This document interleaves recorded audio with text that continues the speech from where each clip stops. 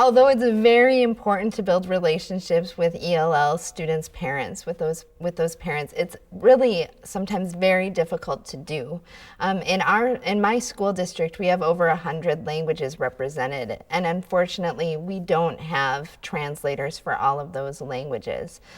So although it's important to make that contact, it can be very difficult. When a student is registering for school, they usually bring with them someone who speaks English. And so I ask the secretaries to please have them come up to my room so that while they have an interpreter there with them, usually a cousin or an aunt or a friend of the family, I can ask some of those questions and introduce myself to the family and see what questions they have.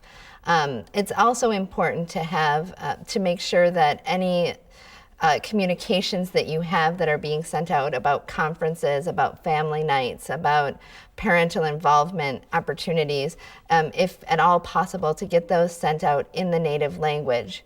But at the same time, many of my students' parents don't read and write in their native language. So if you have the opportunity and you have someone who speaks that language, if you could follow up with a phone call, that's a great way to get families to come. Now in our case, in our schools, we have right now 3 students and that we don't have interpreters for.